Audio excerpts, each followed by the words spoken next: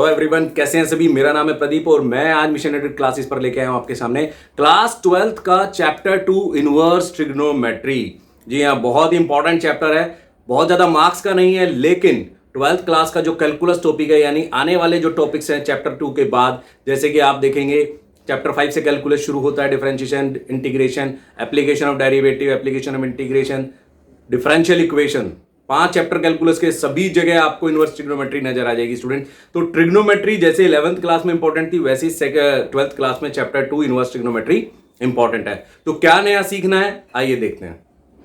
देखिए, सबसे पहले हमें इनवर्स वर्ड का मीनिंग समझना होगा। ट्रिग्नोमेट्री का तो मतलब हम जानते हैं कि ट्रिग्नोमेट्रिक फंक्शंस होते हैं, हमने 10th क्लास में 11th क्लास में पढ़ा है, लेकिन अब हमें समझना होगा what is the meaning of the inverse. चलिए समझते हैं कि इनवर्स का क्या मतलब होता है। देखिए, अगर आपने चैप्टर 1 पढ़ा है रिलेशन एंड फंक्शन, अगर नहीं भी पढ़ा है तो 11th क्लास में आपने पढ़ा था कि y is equal to F X एक फंक्शन होता है। इसमें हम x की वैल्यू पुट करते हैं, हम x को पुट करते हैं एंड y की वैल्यू हमें फंक्शन में से मिलती है ना।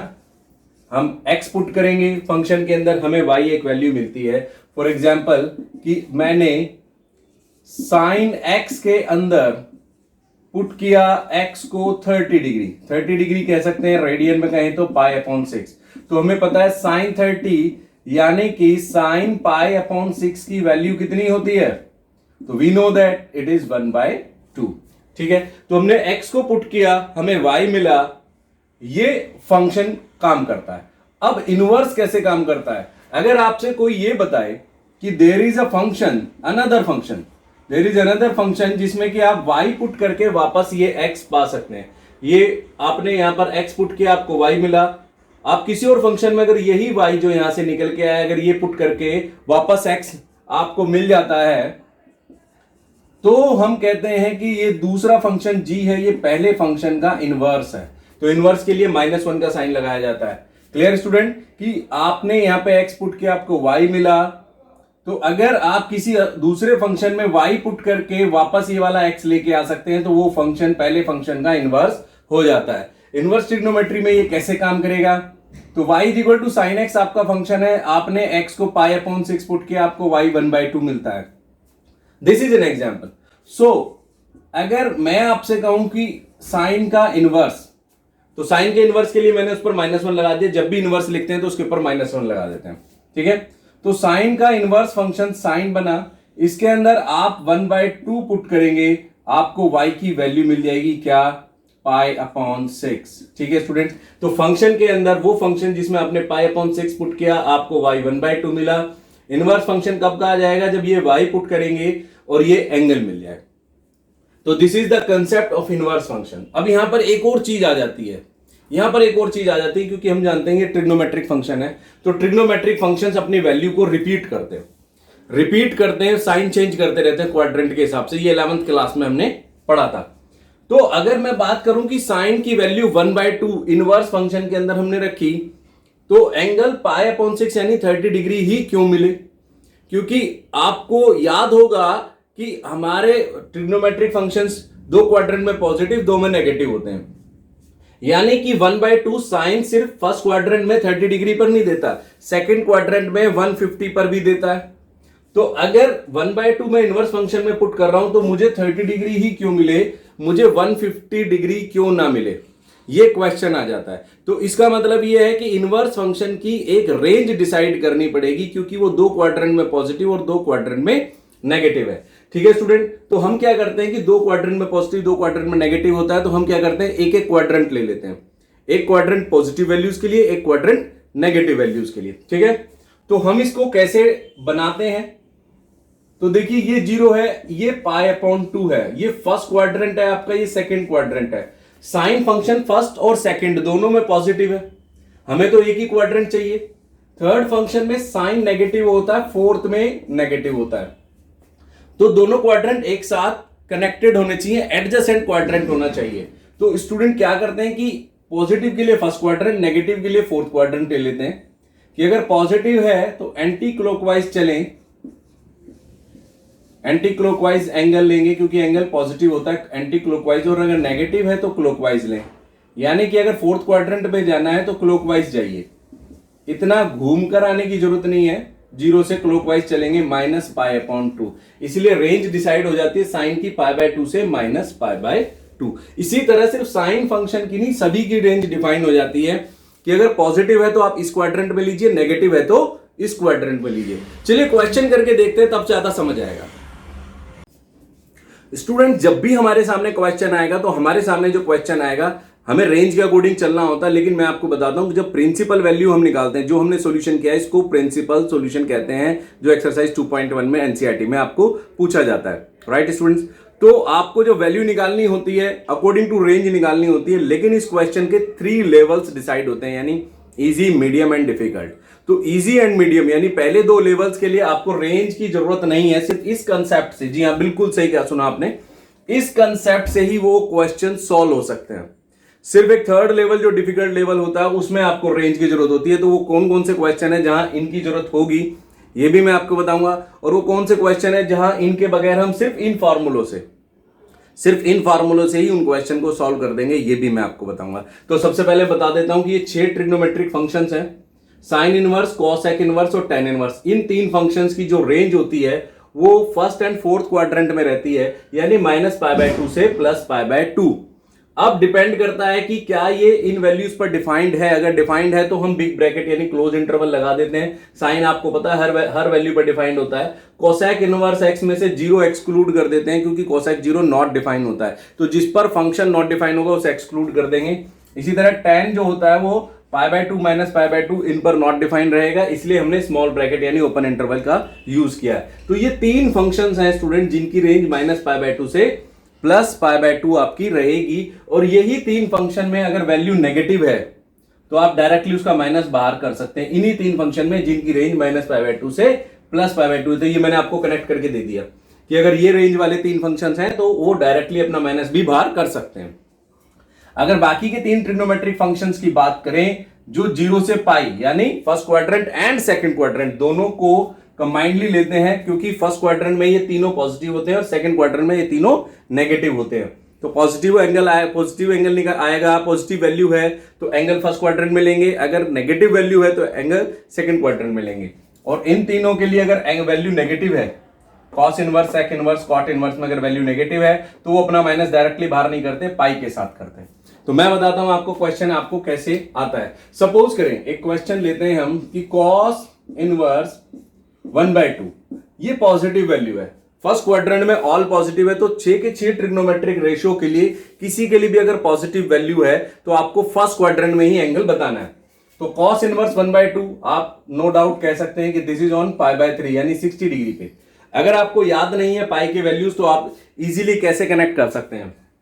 आपको 10th की टेबल याद है कि कॉस थीटा 1/2 कहां पे देता था जी, 60 डिग्री पे देता था, ठीक है। 180 डिग्री पाई रेडियन के इक्वल होता है, तो 180 को 60 से डिवाइड कीजिए। कॉस इनवर्स 1/2 की वैल्यू 60 डिग्री आई थी, 180 को 60 से डिवाइड कीजिए, कितना क्वेश्चन आएगा 3 को पाई के नीचे लिख दीजिए, 60 3 जा 180, तो आपने पाई के नीचे 3 लिख दिया। इस तरह से आप डिग्री को रेडियन में कन्वर्ट कर सकते हैं, ठीक है, समझ आए। तो अगर पॉजिटिव वैल्यू है तो हमें कोई दिक्कत नहीं है, लेकिन अगर नेगेटिव वैल्यू है, अगर यही वैल्यू हमें माइनस में पूछी जाती है तो हमें क्या करना है, हमें देखना है ये माइनस हम डायरेक्टली बाहर कर सकते हैं या पाई के साथ बाहर करें।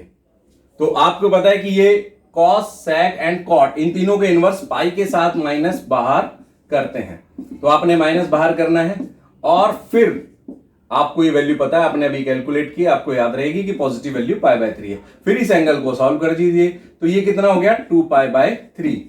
तो देखिए इस तरह से आप किसी भी ट्रिग्नोमेट्रिक फंक्शन के लिए पॉजिटिव वैल्यू और नेगेटिव वैल्यू के लिए एंगल इजीली फाइंड कर सकते हैं। क्लियर हो गया। एक क्वेश्चन अगर मैं और देखूं, मान लीजिए मेरे पास tan इनवर्स -1 है, तो आपको पता है tan इनवर्स सीधा माइनस बाहर कर देता है, नेगेटिव बाहर आ जाएगा -tan इनवर्स 1, और 1 हम जानते हैं कहां होता है π/4 पर। तो देखिए इन क्वेश्चंस को सॉल्व करने के लिए मुझे रेंज की जरूरत पड़ी ही नहीं, सिर्फ और सिर्फ इन फार्मूलों से मैंने ये क्वेश्चन सॉल्व कर दिया।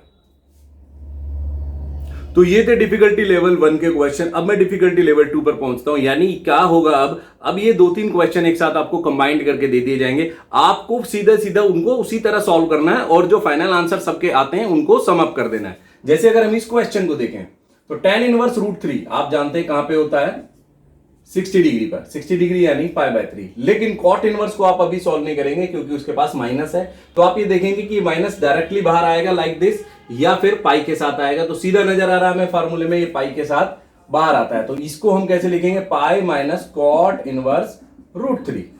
अब आप ये ब्रैकेट ओपन करेंगे, माइनस माइनस प्लस हो गया, और कॉट इनवर्स रूट थ्री की वैल्यू आपके सामने पाई अपॉन 6 आ गई स्टूडेंट्स। 3 और 6 का एलसीएम आपने किया 6, 3 2 जा 6, 6 1 जा 6 एंड दिस इज पाई। तो कितना आंसर बचता है ऊपर, -3 पाई अपॉन 6, यानी कि -pi by 2 is the answer. तो इस तरह से आप देख रहे हैं कि 2 फंक्शन या 3 फंक्शन आपको कंबाइंड करके दे दिए जाएंगे तो आप उनको कैसे सॉल्व कर सकते हैं। चलिए क्वेश्चन और लेते हैं। क्वेश्चन का लेवल बढ़ाते हुए आगे बढ़ते हैं हम। नेक्स्ट क्वेश्चन, क्वेश्चन नंबर 5, उससे थोड़ा सा डिफिकल्टी लेवल पे चला गया। क्यों? क्योंकि इसमें एक साथ कई ट्रिग्नोमेट्रिक फंक्शंस इन्वॉल्व है। आपको ऐसे में क्या ध्यान रखना है स्टूडेंट्स की, अगर इनवर्स लगा है तो 12th का कंसेप्ट लगेगा, अगर इनवर्स नहीं लगा है तो 11th और 10th का कंसेप्ट लगेगा। चलिए इस क्वेश्चन में देखते हैं कि किस तरह से ये स्टार्ट किया जाएगा। इस तरह के क्वेश्चन हमेशा अंदर से सॉल्व करने चाहिए, यानी सबसे छोटे ब्रैकेट से सॉल्व करने चाहिए। बाकी सारा फंक्शन एज इट इज लिखा रहेगा। हम कहां से स्टार्ट करेंगे इसको सॉल्व करना, साइन इनवर्स 1/2। हम जानते हैं साइन की वैल्यू 1/2 कहां होती है, पाई अपॉन 6 यानी 30 डिग्री पर।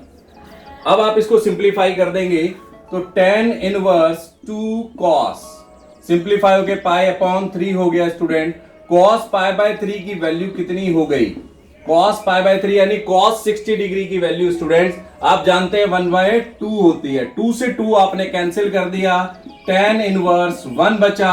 tan इनवर्स 1 यानी tan की वैल्यू 1 कहां पर होती है स्टूडेंट, आप जानते हैं 45 डिग्री यानी पाई अपॉन 4। तो देखिए जब इनवर्स था तो हमने 12th के कंसेप्ट से सॉल्व किया, जब इनवर्स नहीं था तो हमने किस तरीके से सॉल्व किया, 10th और 11th में जो हमने सीखा था पाई बाय 3 60 डिग्री, cos 60 की वैल्यू 1/2 होती है। ये हमने 10th 11th में पढ़ा था, तो उसकी वैल्यू हमने लगा ली, 2 से 2 कैंसिल हो गया। दोबारा से हमें इनवर्स फंक्शन मिला, उसको हमने फिर 12th के कंसेप्ट से सॉल्व किया। तो देखिए इस तरीके से ये क्वेश्चन जो डिफिकल्टी लेवल में ऊपर चले जाते हैं, इनको हमें इस तरह से सॉल्व करना है। क्वेश्चन का लेवल बढ़ाते हुए आगे बढ़ते हैं हम। नेक्स्ट क्वेश्चन, क्वेश्चन नंबर 5, उससे थोड़ा सा डिफिकल्टी लेवल पे चला गया। क्यों? क्योंकि इसमें एक साथ कई ट्रिग्नोमेट्रिक फंक्शंस इन्वॉल्व है। आपको ऐसे में क्या ध्यान रखना है स्टूडेंट्स की, अगर इनवर्स लगा है तो 12th का कंसेप्ट लगेगा, अगर इनवर्स नहीं लगा है तो 11th और 10th का कंसेप्ट लगेगा। चलिए इस क्वेश्चन में देखते हैं कि किस तरह से ये स्टार्ट किया जाएगा। इस तरह के क्वेश्चन हमेशा अंदर से सॉल्व करने चाहिए, यानी सबसे छोटे ब्रैकेट से सॉल्व करने चाहिए। बाकी सारा फंक्शन एज इट इज लिखा रहेगा। हम कहां से स्टार्ट करेंगे इसको सॉल्व करना, sine inverse 1/2।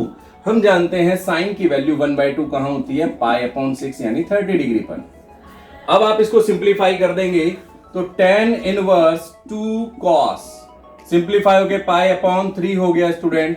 cos pi by 3 की वैल्यू कितनी हो गई, cos पाई बाय 3 यानी cos 60 डिग्री की वैल्यू स्टूडेंट्स आप जानते हैं 1/2 होती है। 2 से 2 आपने कैंसिल कर दिया, tan इनवर्स 1 बचा।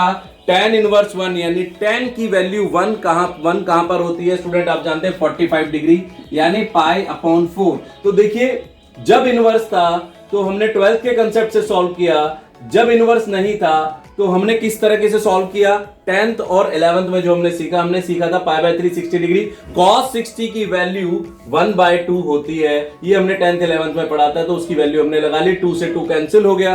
दोबारा से हमें इनवर्स फंक्शन मिला, उसको हमने फिर 12th के कंसेप्ट से सॉल्व किया। तो देखिए इस तरीके से ये क्वेश्चन जो डिफिकल्टी लेवल में ऊपर चले जाते हैं, इनको हमें इस तरह से सॉल्व करना है।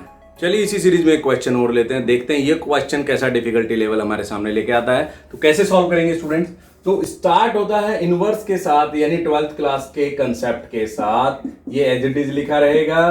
आप देख रहे हैं कि वैल्यू नेगेटिव है तो माइनस आ जाएगा बाहर, और माइनस माइनस हो गया प्लस, और साइन इनवर्स 1/2 की वैल्यू हमें चाहिए कितनी होगी, साइन इनवर्स 1/2 की value pi upon 6, pi by 3 plus pi bye 6 कितना हो जाएगा स्टूडेंट, 60 और 30 90 होता है, एलसीएम करके भी देख सकते हैं। तो कितना हो गया ये, साइन 3 पाई अपॉन 6, सिंप्लीफाई कर दो इसको, कितना रह गया, साइन पाई अपॉन 2 और साइन पाई बाय 2 यानी साइन 90, और 90 की वैल्यू 1। तो देखिएगा 12th के कंसेप्ट के बाद 11th के कंसेप्ट से फाइनल आंसर निकल रहा है, 10th के कंसेप्ट से फाइनल आंसर निकल रहा है। तो अभी तक आपने देखा हमने 6 क्वेश्चन कर लिए, लेकिन हमें रेंज को कैलकुलेट करने की जरूरत नहीं पड़ी है स्टूडेंट। ये 2 डिफिकल्टी लेवल हमने किए हैं, इन दोनों में अब तक हमें रेंज को यूज करने की जरूरत नहीं पड़ी है। सिर्फ इसी कंसेप्ट से और जो हमने 10th क्लास में टेबल सीखी थी उससे हमने इन क्वेश्चन को सॉल्व कर लिया है। तो अब हम उन क्वेश्चंस को देखते हैं जहां पर हमें रेंज की जरूरत पड़ेगी। तो स्टूडेंट्स देखते हैं इस क्वेश्चन को क्या करेंगे। ये लिखा है sine inverse sine 3 pi upon 5। देखिए हर इनवर्स फंक्शन अपने फंक्शन को कैंसिल आउट कर देता है, तो क्या यहाँ पे हम साइन इनवर्स को साइन से कैंसिल करके आंसर 3 अपॉन 5 कर सकते हैं? क्या ऐसा कर सकते हैं? पहली नजर में तो आपको यही लग रहा होगा कि साइन इनवर्स से साइन कैंसिल कीजिए, 3 pi by 5 must be the answer. But students आपको ये देखना होगा कि जो एंगल यहां पर हमारे सामने है, क्या ये रेंज के अंदर आता है, यानी ये फर्स्ट या फोर्थ क्वाड्रेंट में कहीं आता है, तो ये इनवर्स पॉसिबल है कैंसिल होना। अगर ये रेंज के बाहर है तो इनवर्स को अगर आपने कैंसिल करके दिखाया तो स्टूडेंट्स आपका आंसर गलत हो जाएगा। तो सर कैसे चेक करेंगे 3 पाई बाय 5 रेंज में है या नहीं? बहुत आसान है, आप पाई को 180 रखिए और कैलकुलेट करके देखिए कितना आता है। जी ये तो 108 डिग्री आ गया। 108 डिग्री यानी 90 से ज्यादा हो गया। इसका मतलब कौन से क्वाड्रेंट में ये एंगल है? ये सेकंड क्वाड्रेंट में चला गया। 108 90 से ज्यादा सेकंड क्वाड्रेंट में आ जाता है। तो अब क्या करना है सर? तो जी इस क्वेश्चन को अब हम कैसे सॉल्व करेंगे? देखिए ये आपने लिख दिया 108 डिग्री, और 108 डिग्री को अब आपको 180 के साथ रिलेट करके दिखाना है। आपका जो एंगल है या तो 180 से कम है या 180 से ज्यादा है। अगर 180 से कम है तो 180 माइनस थीटा फाइंड करेंगे, 180 से ज्यादा है तो 180 प्लस थीटा फाइंड करेंगे। तो हमारा एंगल 180 से कम है स्टूडेंट्स, तो हम क्या करेंगे इसको 180 माइनस थीटा, थीटा यानी कितना एंगल होगा जो 180 में से सब्ट्रैक्ट करके 108 देता है, तो द आंसर इज 72 डिग्री। इस तरीके से हम इस एंगल को यहां 72 से रिलेट कर देंगे स्टूडेंट। अब एक नया कंसेप्ट हमें 11th क्लास का याद रखना होगा। नया इसलिए कह रहा हूं क्योंकि हम 12th क्लास में 2 कंसेप्ट पढ़ के चल रहे हैं। वो कंसेप्ट 11th का था, हमने सीखा हुआ है, हमें सिर्फ उसको रिमाइंड करना है। क्या रिमाइंड करना है? 180 माइनस थीटा कौन से क्वाड्रेंट में होगा? तो स्टूडेंट्स अगर मैं यहां से आपको दिखाऊं तो 0 90 180, दिस इज 180। छोटा सा यहां पे बना भी देता हूं, ये 0 90 ये 180। तो अगर 180 माइनस थीटा है, अगर आप 180 माइनस थीटा पढ़ रहे हो तो सेकंड में गया, 180 प्लस थीटा पढ़ रहे हो तो थर्ड में गया। ठीक है जी, थीटा यहां होता ही है। ठीक है, और यहां कैसे पहुंचेंगे जी? फोर्थ क्वाड्रेंट में, तो इसको आप 360 माइनस थीटा करके पढ़ेंगे और ये 360 प्लस थीटा करके पढ़ेंगे। तो इस तरीके से ये सारा कंसेप्ट काम करता है।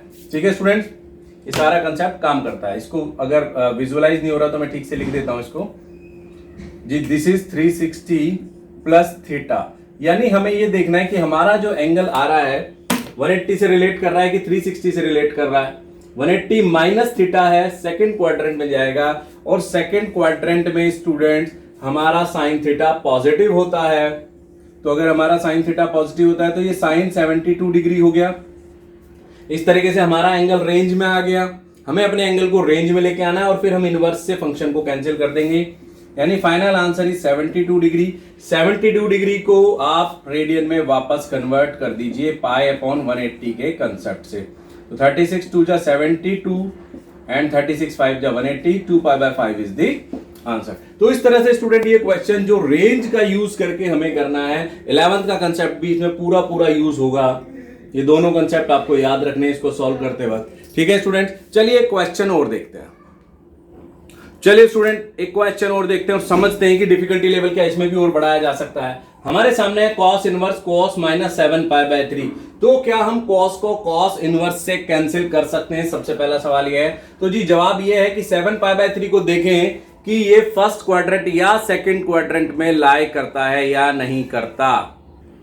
तो जी जवाब ये है कि नहीं सर, ये बाहर है। कैसे पता चला? अब देखिए 7 पाई बाय 3 आप पाई को 180 करेंगे, लंबा चला जाता है। तो अगर मैं दूसरा कंसेप्ट भी इसमें आपको सिखा देता हूं कि आप ये डिवीजन भी लगा सकते हैं कि 3 से डेनोमिनेटर से न्यूमरेटर को डिवाइड किया, 3 2 जा 6 पाई, तो रिमाइंडर बचा मेरे पास पाई। देखिए रिमाइंडर या तो प्लस पाई बचना चाहिए इस डिवीजन में या माइनस पाई बचना चाहिए, सिर्फ दो ही पॉसिबिलिटीज होती हैं।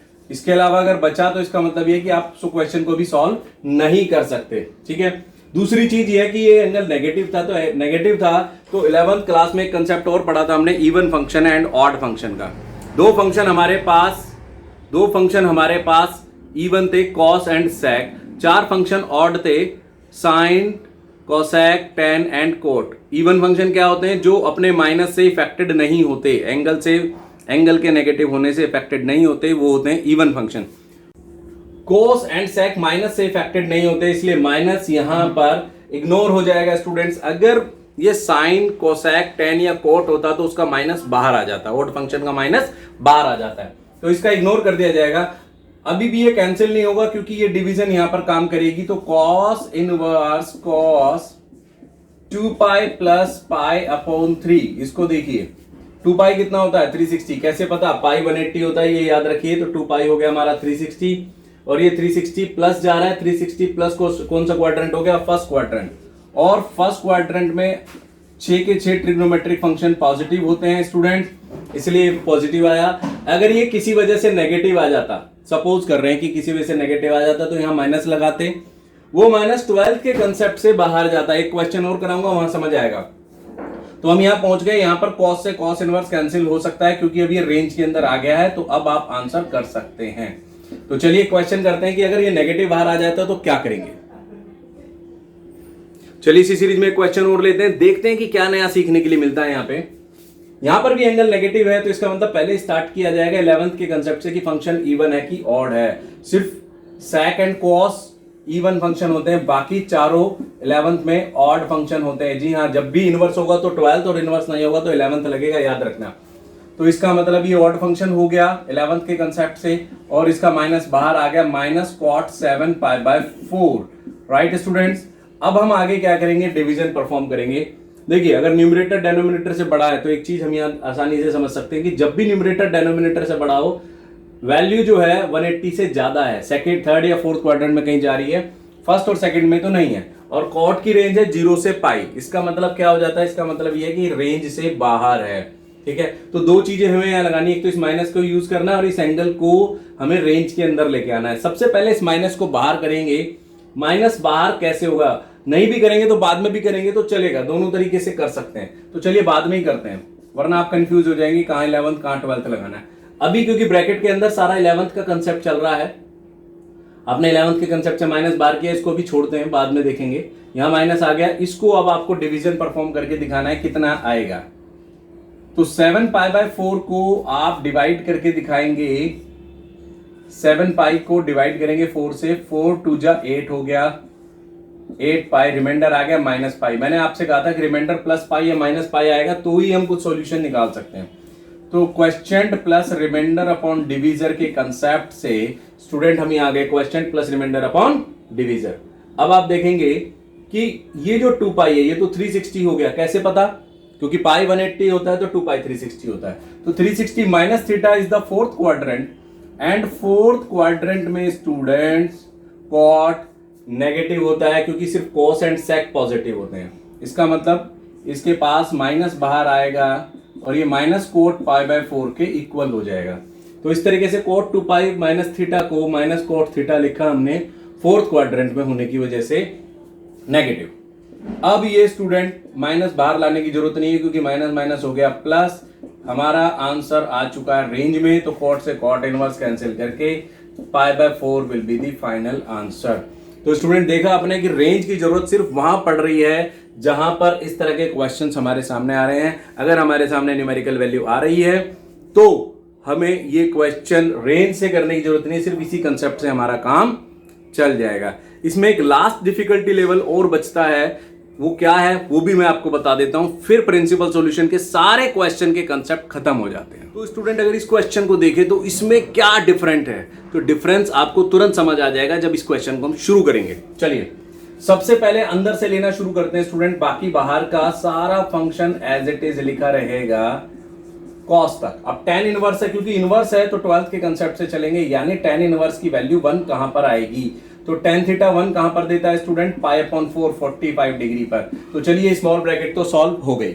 अब हमें देखना है cos पाई बाय 4, क्योंकि इनवर्स नहीं है, अब cos के ऊपर इनवर्स नहीं लगा है, इसका मतलब 11th के कंसेप्ट से या 10th के कंसेप्ट से हम इसको सॉल्व करेंगे।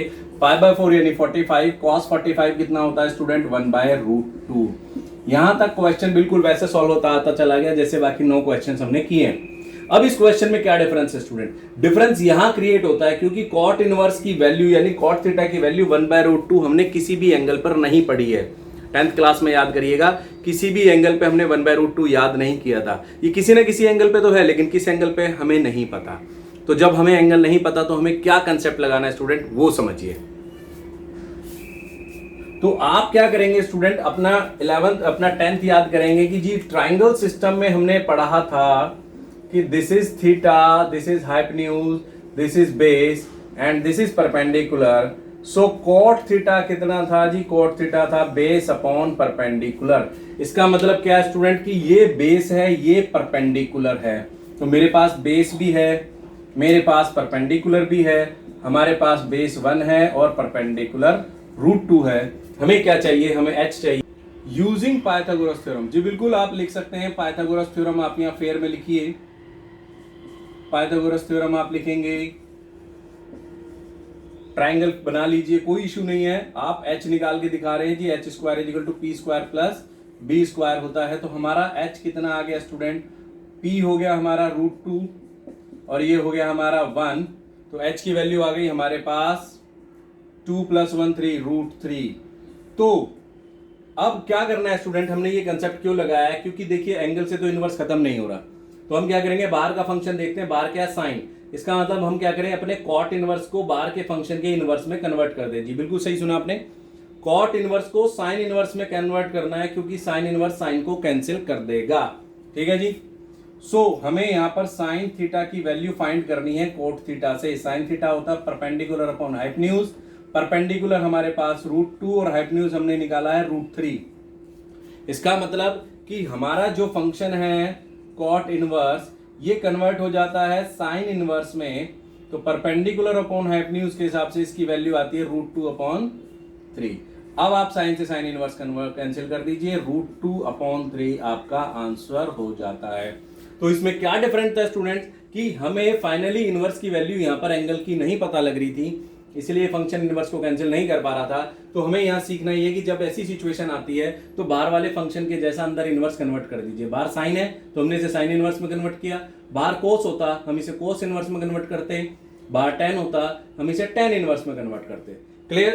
तो ये था इनवर्स ट्रिग्नोमेट्री का फर्स्ट एक्सरसाइज का पॉसिबल ऑल पॉसिबल कंसेप्ट जो आपसे वो पूछ सकते हैं। ये जो 10 क्वेश्चन मैंने कराए, अगर आपने ये कर लिए स्टूडेंट, आप जो भी क्वेश्चन जो भी बुक कहीं भी देखेंगे सारे क्वेश्चन इन्हीं के आसपास घूमते नजर आएंगे। यानी this is comprehensive knowledge for exercise 2.1। यानी अगर आपने ये 10 क्वेश्चन और इनके जैसे क्वेश्चंस की प्रैक्टिस कर ली तो आपको 2.1 के लिए परेशान होने की जरूरत नहीं है। मैं एक पीडीएफ टेलीग्राम चैनल, जी हमारे टेलीग्राम चैनल पर इनवर्स ट्रिग्नोमेट्री के क्वेश्चंस की एक पीडीएफ डाल देता हूं। वहां से आपको उस पीडीएफ में क्वेश्चन नंबर 1, 2, 3, 4 के सारे पार्ट्स कर लीजिएगा। अगर आपने वो कर लिए फिर कोई क्वेश्चन ऐसा नहीं बचता जो प्रिंसिपल सॉल्यूशन के लिए आपसे पूछा जाए और आपको ना पता हो। ठीक है, चलिए नेक्स्ट वीडियो में मैं लेके आऊंगा एक्सरसाइज 2.2 के क्वेश्चन कैसे सॉल्व करने हैं। Till then good bye.